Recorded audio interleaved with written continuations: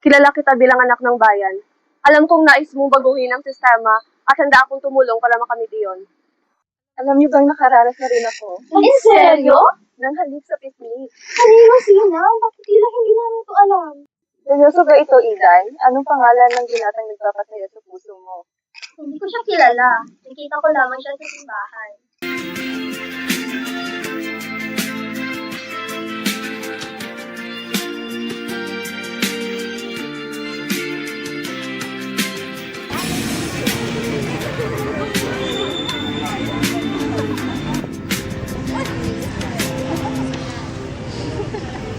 Ang mga kabataang nag-aaral sa Europa ay nawawalan ng pananampalataya. Ang natutunan nila ay puro ereya at rebellion. Hindi po lahat na nag-aaral sa ibang bansa ay ganoon, Padre. Marami po sa amin ang naghahangad ng kaunlaran para sa ating bayan. Kaunlaran daw. Ang ama mo rin ay ganyan. Mapagmalaki at walang galang sa simbahan. Mabuti nga't namatay na siya bago pa niya tuluyang masakin ang sarili. Padre, huwag niyong lapasanganin ang alaala ng aking ama. Wala kayong karapatang husgahan ng taong mas marangal kaysa sa inyo. Sinvergüenza! Putang na loob! Ako'y pari! At ako'y anak ng taong inapin ninyo. Ngunit dahil sa damit niyo yan, Crisostomo, tama na. Por favor. Ibarra, hindi ito ang lugar para sa akin. Padre Damaso, sukat na po. Igalang niyo ang tahanang ito.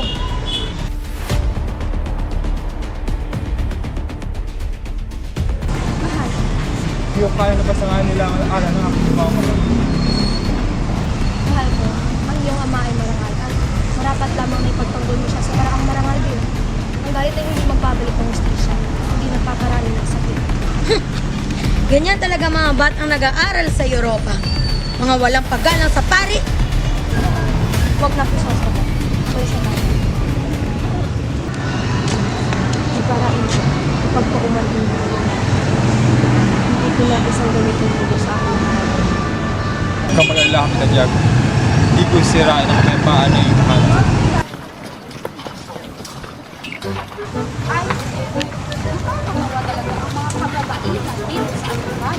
Ang taas ng tingin nila sa kanilang mga sarili. Ngayong puro orgulo at inganyo naman ang mga nasunod nila. Alam mo, senyorita, kung magiging na matapos. Ba't dito? Ang mga babae. Hede, Jester? Ako ba ang iyong pinariringgan na may orgolyo e inganyo, ha? Ki-insolensya? Ay, wala naman akong binabanggit, Doña Victorina. Pero kung tinamaan ka, baka may dahilan. Karamba! Ang lakas ng loob mong alipin ka lamang noon. Kilala mo ba ako? Ako lang naman, si Doña Victorina de los Reyes de Espadanya. Isang mestiza ilustrada. Ilustrada raw? Ni hindi mo mababanggit ng tama ang mga salita sa Espanyol. Puro ka lamang pretensyon. Menterosa? Huwag mong ipagmalaki ang asawa mong sundalo. Ako'y may asawa ring Espanyol, si Don Tiburcio, isang doktor. Doktor Silviente? Iwalang ang ipin at tinatadyakan mo. Basta ya, senyoras. Tama na. Nakakahiya kayo dito. Palihasa, mangma, bobo, walang pinag-aralan. Hindi mo alam kung paano makapag-usap sa mga taong magalang-galang tulad ko. Pipiliin ko pang maging mangma kaysa sa maging katulad mo na peke ang lahat. Hindi ako bababa sa antas ng tulad mo. India vulgar? Sabi, bobo, mangma, hindi ka tumitingin sa dinadaanan mo. At siya ba talaga ang may ganang magalit?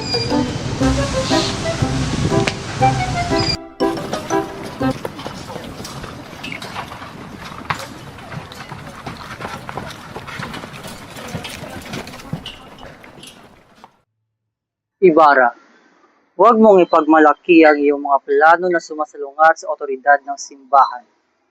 Alam mo ba kung anong kapahamakan ng iyong ginagawa?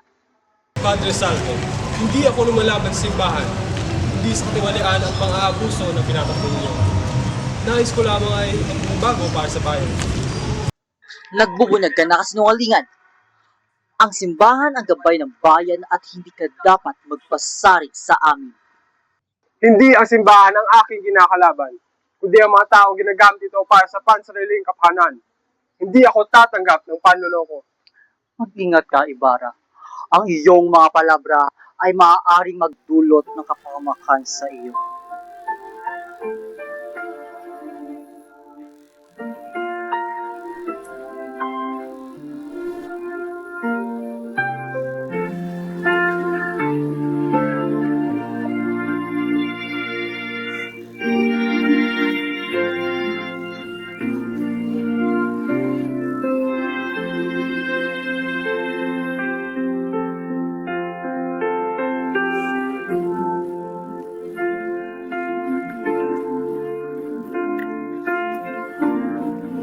Aking pinagkakatiwalaan ko. Isang pare.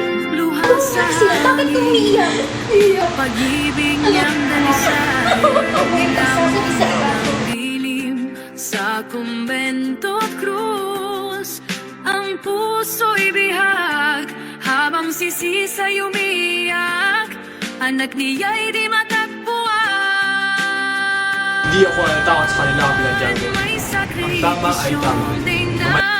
sayang sa dugo't panagoy ng taong bayan.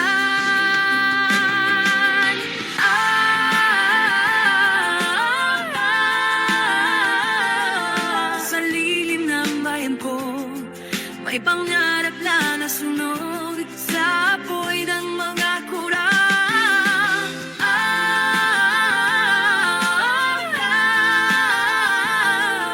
No limit ang ngisin ang diwa ng ating inang bayan.